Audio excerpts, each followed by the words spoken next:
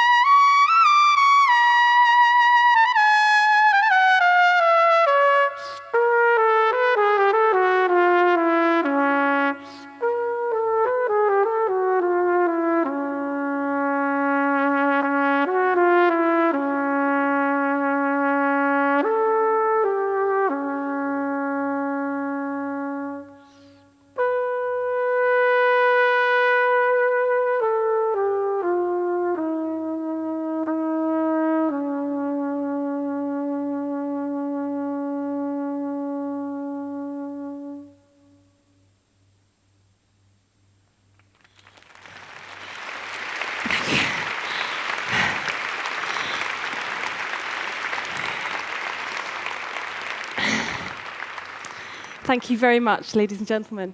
I've probably played on this stage, it could even be 100 times, and this is the very first time I've spoken a word. So hello. So being here today as a performer, you probably think it's the most natural thing in the world for me to just stand up and play my trumpet. But that's not the only reason I want to speak to you today. I feel that music can be incredibly powerful. I feel it can heal. It can be a salve. It can soothe troubled minds. But it can also communicate and inspire. And as you'll see in a moment, it can even rebuild lives. Now, I think a lot of people would agree that music can be medicine, but without much thought about why that might be. So I thought it was appropriate for me to share today just 3 stories as a musician about why I believe that to be true. And I'd really like to start by saying very sincerely that as a musician, I feel that music is meditation, it's self-expression, it's physical, it's thrill-seeking, and it's cerebral. A few years ago, I was on tour with a brilliant American orchestra. We went to loads of venues, almost as nice as this one. But the thing I remember, like it was yesterday, was going into a school, a unique school, in the poorest part of Memphis. At the door, there was a sign that said, "Please leave your weapons here." Now, even for a girl from Hertfordshire, even that was shocking. But we went in, and I walked in, and the children were everywhere, but it was completely silent. Not a word was being spoken. And I asked why that was, and they explained that many of the siblings, older siblings of these children, had been involved and sometimes killed in gunfights and gang warfare. And if you think about it, it's in the playground, in the lunch hall, in the corridors that little asides, comments, bullying, things that can escalate, and in this situation could become potentially very dangerous. But going into the classroom was a different story. It was riotous. It was a joyous burst of energy from the children, desperate to answer this or that question from the brilliant music teachers. Every lesson in the school was channeled through music. Every child in the school played a musical instrument in the orchestra, and their ultimate reward for a good week's work at school was to get to take their musical instrument home. Music was the answer on every level here. And actually, in the area, parents were trying to make their children fail their exams to get into this last chance school. Not something that parents would normally do, but that's how much they wanted this musical experience for their children. My next story, talking about answers on many levels, is one where I want to ask you some questions. Has music ever unlocked a memory for you? Has music ever been the only friend you needed? Has music ever been the only language that you had in common? Or has music ever been your fuel? I know my personal answer to these questions. But I actually just quoted those from the website of a brilliant organization called Nordorf Robbins, a charity that provides therapists and music therapy right here in the UK. Last year I went to a workshop with a little boy who was autistic.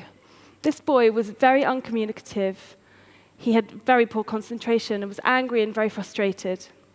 But within half an hour of him going into this music room, or just a room with a few basic musical instruments, I saw a transformation before my eyes.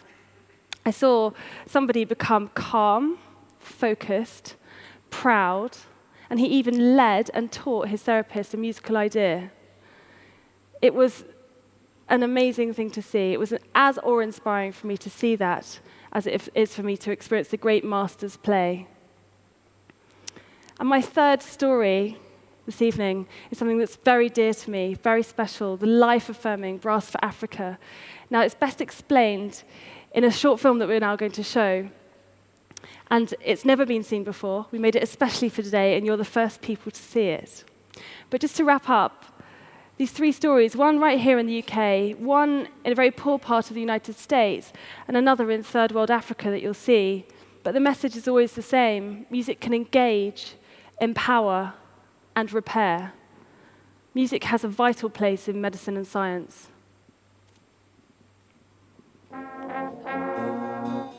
Brass for Africa has developed into an organisation where we are using music to engage disadvantaged young people and communities, and then we can work with them through the music on perhaps wider issues that they're experiencing.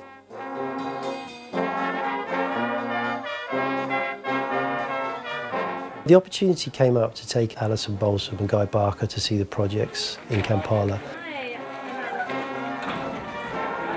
Alison, multi-award-winning instrumentalist, an incredible educator herself. Guy, virtuoso jazz trumpeter and one of the most in-demand composers and arrangers today. So you play trumpet? For them to come out and for the children and young people we're working with, aspiring musicians, to meet and perhaps gain inspiration from Alison and Guy and talk to them and interact with them, yeah, an opportunity not to be missed.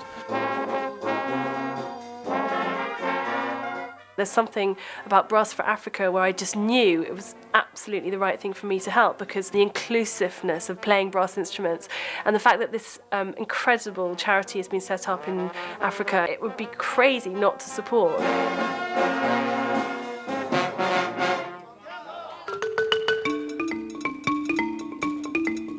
Brass for Africa is something I've known about for probably about 18 months. I was introduced to Jim Trott, who's a pilot for BA, and he told me some stories and they really, really touched me.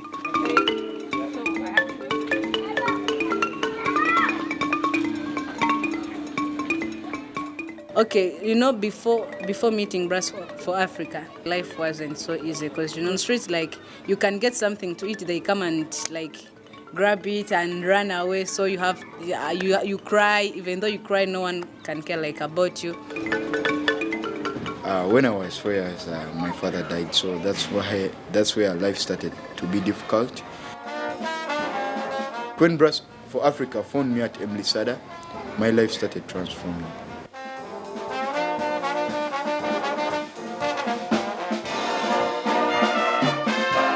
I never used to speak like to people who are important in my life, who can help me, but now I can speak to a person and understands my problems.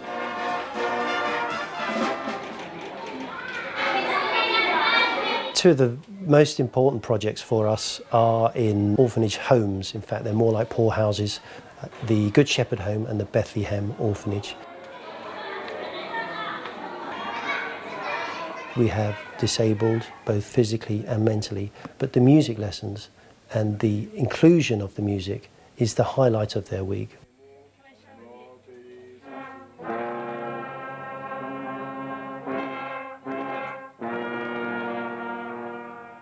Seeing the little kids playing in the band just now, it just gives them a reason to live. You know, you can see that this is their special thing and they're all playing away on their instruments. It's magical. All music, if it's played correctly and played with your heart and soul, it communicates greater than any language, and it can transform lives. Some people would argue you don't need music like you need food and water, but I would disagree with that, because it's about flourishing as a human being, not just surviving. And it's proven in so many different ways how music can completely change people's lives.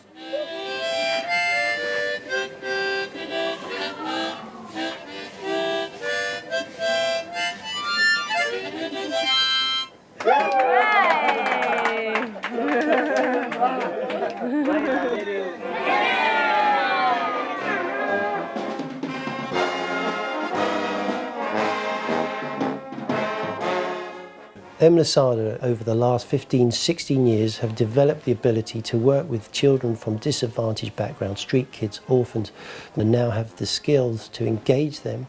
They know how to teach them in music and how to mentor them in life skills. Brass for Africa has helped me, like, first of all, instruments. I told you now I have my own instrument. Yeah, I get new skills, bringing new teachers to teach me. Yeah, and new important people like Alison is coming to meet me. Okay, because this is what makes your sound. It's really important you take enough air. I'm so boring about air. When I teach, I just talk about breathing for hours and hours. Higher than what's written. I try these ones. Yeah, why not? Yeah, that's really good.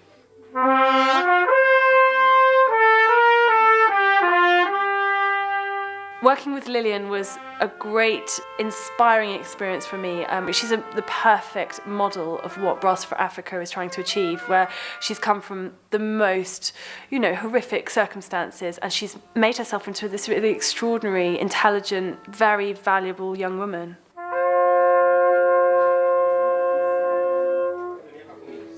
Beautiful.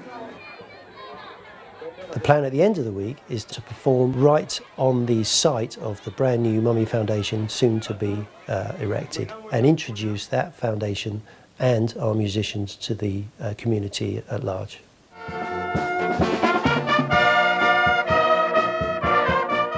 I mean, the thinking behind Brass for Africa, of course, is, think of the trumpet. It heralds and says, here we are. And that's what we were doing that day. This great concert was for a really important issue, building the Mummy Foundation.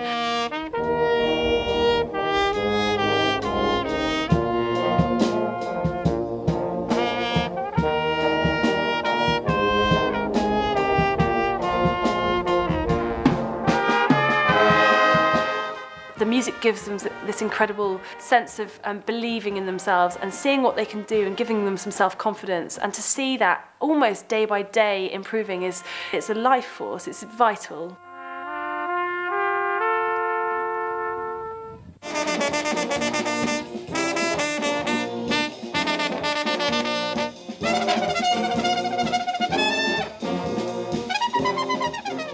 I always hear people talk about life-changing experiences, and when they tell me, I look at them and go, well, that's not really life-changing. But this has certainly changed my life, and I'm grateful for everybody.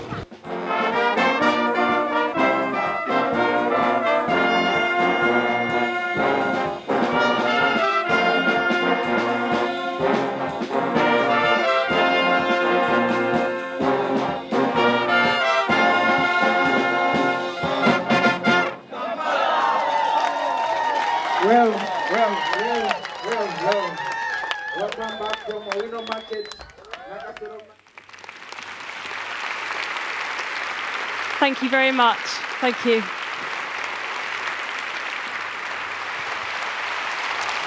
Alison, congratulations on the work. As a matter of fact, why brass? Not just for you, it's maybe an unusual musical choice, but there, in that context.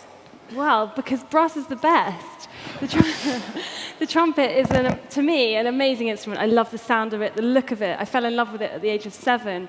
But actually, in this context, it's brilliant because it's actually one of the cheapest real musical instruments to keep going. And if it breaks, you can repair it, and it can withstand different climates and traveling and being in this environment. So it's perfect, and it's also brilliant to play with other people. So it's so sociable. And as a matter of fact, I saw there it wasn't even brass a lot of the time that you're using. It doesn't actually have to be a brass instrument. No, it doesn't have to be brass, but it's just the concept of buzzing your lips, making the instrument vibrate. Yeah, they were using, was it plastic ones they were using right. as well? Yeah, so they're getting notes out of that anyway, so you don't even need to be that, like whatever. But it's a very easy one to get a gratifying return from. It is. I mean, I was actually playing in my little school band within 3 weeks of picking the instrument up, and actually, at that level, 7, 8, 9, I would say 50% of us could have got a note out really easily. And I had free lessons at my local primary school, which these days, with cuts that happen today, wouldn't have happened.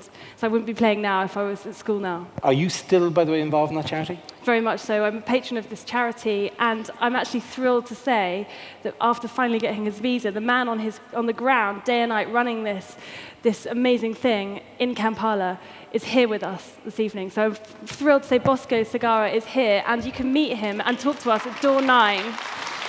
Where, by the way? Do you have any idea where his man is? Yeah, I did there somewhere. Somewhere there. But we're all going to go and gather at door 9 afterwards, so you can come and find out more about the charity. Okay, so door 9, if you want to find out a bit more for Brass for Africa. Yeah. Thank you very much, ladies and gentlemen. Thank you. Alison Balsom. Thanks. Fantastic.